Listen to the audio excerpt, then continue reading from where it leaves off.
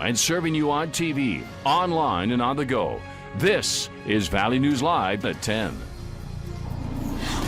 New for you tonight at 10, the search continues for the person who fired several shots at a home in Breckenridge. Gunshots were reported around 3:30 this morning off of Seamers Street. Valley News Team's Katie Opperly spoke to the homeowner and joins us live at the home and walks us through exactly what happened. Katie?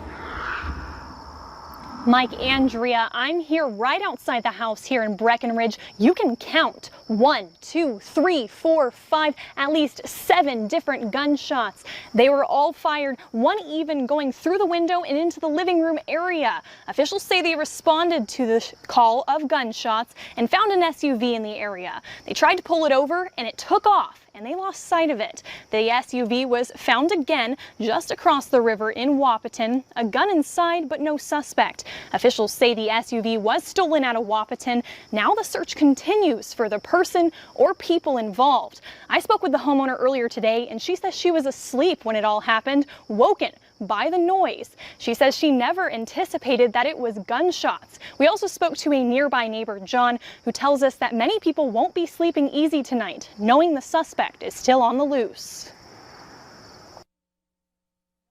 And all of a sudden I heard kind of a bang, bang, bang. And so I figured, oh, that's strange. What's going on? Is somebody, trying to break into something? So I did get up and I looked out the window and make sure there's cars and pickups in the street. Wanted to make sure everything was okay, and from then on I just was kind of on high alert. Officials say they do not believe that anyone was hurt, and they do not believe that this homeowner was targeted. They say it is an isolated incident. Reporting live in Breckenridge, Katie Opperly, Valley News Live. All right, thanks so much, Katie. Officers are also asking that if you have any information or surveillance home video of that area between 3 and 3:30 a.m., please send it to the Breckenridge Police. It's time for all of us to be cautious about mosquitoes. Some collected in Grand Forks have been identified as having West Nile virus. The mosquito most common for transmitting West Nile virus is the Culex tarsalis. This mosquito is most active just before sundown, throughout the night and the early morning hours. To reduce your risk of getting West Nile virus, use insect repellent that contains DEET.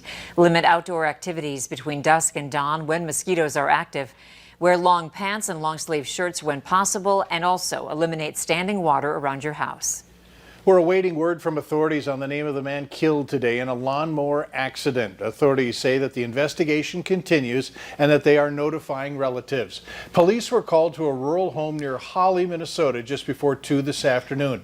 Emergency crews found the man next to the lawnmower. His body is being taken to the Ramsey County Medical Examiner's office for an autopsy. No foul play is suspected. A West Fargo Plasma Center has issued an apology after our investigation into an incident involving a Black Lives Matter mask late last week. Naomi Munoz says she was almost done with her plasma donation this morning when a staffer told her she must change her mask or she would not be paid. Munoz says she was not provided with a written copy of the new policy, nor were there any signs stating the rule change. This isn't a political statement. This is a civil rights. This is human rights.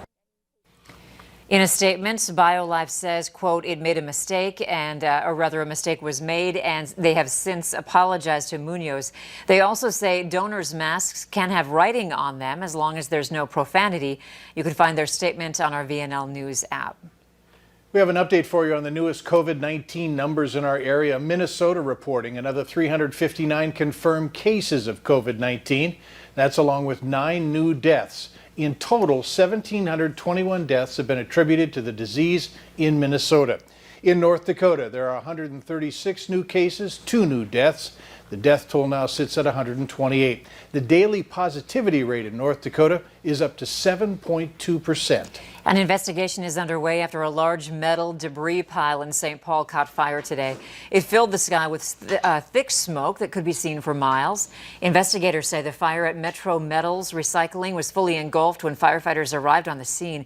They put out the fire with water and wore breathing apparatuses to guard against the potential of toxic fumes. The fire was at least 500 feet away from the closest building on the property and didn't show signs of jumping. The future of 38th and Chicago, that's in Minneapolis, is still uncertain. That's where George Floyd was killed while in police custody. The city is set to begin reopening the intersection this week, but those plans are again on hold because the city says there will be more discussion with the public. Katie Dillon lives less than a block from that intersection. She's in agreement with at least 24 demands that the community leaders have presented to the city as conditions for reopening. We want to make sure that we've got, job opportunities for our youth in the neighborhood. We want to make sure that there's opportunities for Black businesses to thrive. The city's designated $250,000 for a permanent memorial and a move to symbolically rename Chicago Avenue near where Floyd died. That's also in the works. The city will give an update on Thursday on their plans for the intersection. President Donald Trump signed a presidential proclamation commemorating the 100th anniversary of the 19th Amendment, which guaranteed women the right to vote. The president declared August National Suffrage Month. One of the most popular advocates for women's suffrage was Susan B. Anthony, who campaigned across the U.S. in an effort to pass that constitutional amendment. Anthony was arrested for illegally voting in 1872. Now President Donald Trump is pardoning her crime nearly 150 years later. Political analysts say this move could be an appeal to female voters for the upcoming election. Former Vice President Joe Biden has officially been named his party's nominee for President of the United States as Day 2 of the Democratic National Convention continues under the theme Leadership Matters. Natalie Brand has the latest from Washington, D.C. The United States of America. Night 2 of the Democratic National Convention kicked off with a focus on the party's past and future. All of us participate. In a first, the virtual keynote address featured 17 Democratic rising stars. This year's choice could not be more clear. 2 former Democratic presidents also took center stage, Jimmy Carter. He is the right person for this moment. And Bill Clinton, who offered his sharpest rebuke of President Trump to date. If you want a president who defines the job as spending hours a day watching TV and zapping people on social media, he's your man. Joe Biden's wife, educator Jill Biden, will offer a personal glimpse into her husband's family life. In a change from past conventions, delegates from all U.S. states and territories cast their votes virtually to officially back Biden as the Democratic Party's nominee for president. Alabama cast 52 votes for our next president of these United States, Joe Biden. Progressive New York Congresswoman Alexandria Ocasio-Cortez spoke on behalf of the delegates won by Biden's former rival, Senator Bernie Sanders. Thank you to everyone here today endeavoring towards a better, more just future. During a trip to the battleground state of Arizona, President Trump slammed Biden and the Democrats on national security. But if Biden wins, it will be a giant jailbreak for MS-13. A group of bipartisan former national security officials have thrown their support behind Biden. It was a friendship. In another show of cross-party unity, Cindy McCain, the widow of the late Republican Senator John McCain, lent her voice to a video highlighting the 3 decades-long unlikely friendship between her husband and Joe Biden. Natalie Brand, CBS News, Washington. People close to Cindy McCain say that tell CBS News that she has not yet endorsed a candidate for president, though she may in the future. In a tweet, Mrs. McCain said she was honored to be invited to participate in the video honoring her late husband.